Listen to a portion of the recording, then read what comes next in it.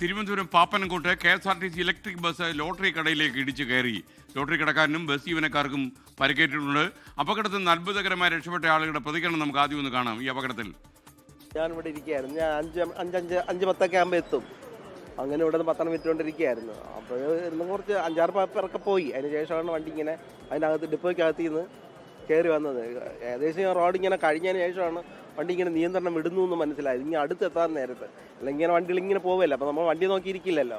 അങ്ങനെ ഇങ്ങനെ വന്ന് വണ്ടി ഇങ്ങനെ സ്ട്രെയിറ്റ് ഇങ്ങനെ എഴിക്കാനോ ഓടാനോ ഒന്നും പറ്റിയില്ല. അതിൻ്റെ ഇടയ്ക്ക് വണ്ടി എന്നെ സേവ് ചെയ്താണെന്ന് തോന്നുന്നു. ആൾ കുറച്ച് അങ്ങോട്ട് കയറ്റി. അങ്ങനെ വണ്ടി സ്റ്റിയറിങ് അങ്ങോട്ട് തിരിഞ്ഞു. ഇങ്ങോട്ടിരുന്നേൽ കറക്റ്റ് എൻ്റെ ബർത്ത് തന്നെയായിരുന്നു തന്നെ. അങ്ങനെ എനിക്ക് എഴിക്കാനോ ഓടാനൊന്നും പറ്റില്ല. അങ്ങനെ എന്നിട്ട് ഞാൻ ആ വണ്ടി ഇങ്ങനെ സ്പീഡ് കണ്ടിട്ട് ഇങ്ങനെ എഴിക്കാൻ വേണ്ടി ഇങ്ങനെ കൈകുത്തിയല്ലേ നടക്കാന്നേ. അങ്ങനെ ഇങ്ങനെ എഴിച്ചപ്പോൾ ഈ സൈഡിലോട്ട് വീണ് കസേരയോടുകൂടെ വീണ് കസേര പൊട്ടിയെന്ന് തോന്നുന്നു. ഈ അപകടം നടന്ന സ്പോട്ടിൽ നിന്ന് റിനു ശ്രീധർ തത്സമയം ചേരുന്നു. Rinu, good morning. ഒരു ബാഡ് മോർണിംഗ് ആണ് എവിടെയെങ്കിൽ പോലും. പറയൂ വിവരങ്ങൾ. മോർണിംഗ്. സൂചിപ്പിച്ചതുപോലെ തന്നെ ശുഭകരമല്ലാത്തൊരു വാർത്ത. രാവിലെ വലിയൊരു അപകടമാണ് ഉണ്ടായിരിക്കുന്നത്. പാപ്പനംകോട് ഡിപ്പോയിൽ നിന്ന് പുറത്തേക്ക് വന്ന KSRTCയുടെ ഇലക്ട്രിക് ബസ് നിയന്ത്രണം തെറ്റി എതിർ ദിശയിലേക്ക് വന്ന് ലോട്ടറി കടയിലേക്ക് ഇടിച്ചു കയറുകയായിരുന്നു എന്നുള്ളതാണ്. ഈ ലോട്ടറി കടയിൽ സാധാരണഗതിയിൽ ഒരു 7 മണിയായി കഴിഞ്ഞാൽ വലിയ തിരക്കാണ്. ഒപ്പം ഈ ലോട്ടറി കടയുടെ മുന്നിൽ നമ്മൾ ഇപ്പോൾ കണ്ടതാണ് സ്കൂളിലേക്ക് ബസ് കാത്തു നിൽക്കുന്ന നിരവധി കുട്ടികൾ വന്ന് നിൽക്കുന്ന ഒരു സംഭവമാണ്. പക്ഷേ 6:30 കൂടിയാണ് ഈ അപകടമുണ്ടായത്. വലിയൊരു അപകടത്തിൽ നിന്ന് രക്ഷപ്പെടുന്ന ഒരു സാഹചര്യമാണ് എന്ന് വേണമെങ്കിൽ പറയാം. പക്ഷേ ഈ സ്കൂളിൻ്റെ ഈ ലോട്ടറി കടയുടെ അകത്ത് ഉള്ള ലോട്ടറി കടയുടെ ഉടമയ്ക്ക് ഗുരുതര പരുക്കുണ്ട്. അദ്ദേഹത്തെ മെഡിക്കൽ കോളേജിലേക്ക് മാറ്റിയിട്ടുണ്ട്.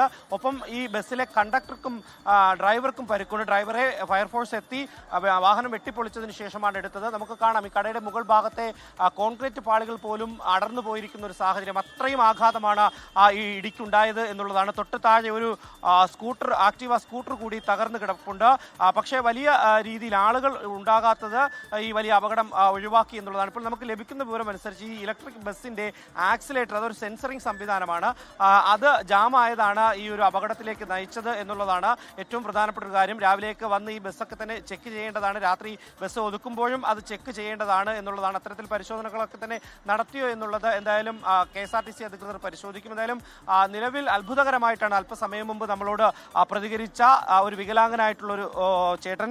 അദ്ദേഹം ഈ ലോട്ടറി കടയുടെ തൊട്ട് മുൻവശത്ത് സമീപത്തായിട്ട് ലോട്ടറി കച്ചവടവും ഒപ്പം പത്രമൊക്കെ തന്നെ വിറ്റുകൊണ്ടിരിക്കുന്ന ഒരു വ്യക്തിയാണ്. അദ്ദേഹമാണ് അല്പം മുമ്പ് പ്രതികരിച്ചത്. അദ്ദേഹത്തെ സേവ് ചെയ്യുന്ന രീതിയിലാണ് KSRTC ഡ്രൈവറുടെ ഒരു ഇടപെടൽ ഉണ്ടായത്. വെട്ടിത്തിരിച്ച് കടയിലേക്ക് ചെന്ന് ഇടിക്കുകയായിരുന്നു എന്നുള്ളതാണ്. അതുകൊണ്ട് തന്നെ ആ ചേട്ടൻ അത്ഭുതകരമായി രക്ഷപ്പെടുന്ന ഒരു സാഹചര്യമാണ് ഉണ്ടായിരുന്നത്. എന്തായാലും വലിയൊരു അപകടം ഒഴിവായി എന്ന് പറയാം. എങ്കിൽ പോലും 3 പേർക്ക് പരിക്കുണ്ട്. 2 പേരുടെ പരിക്ക് ഗുരുതരമാണ് എന്നാണ് നമുക്ക് ലഭിക്കുന്ന വിവരം. എസ്കെൻ,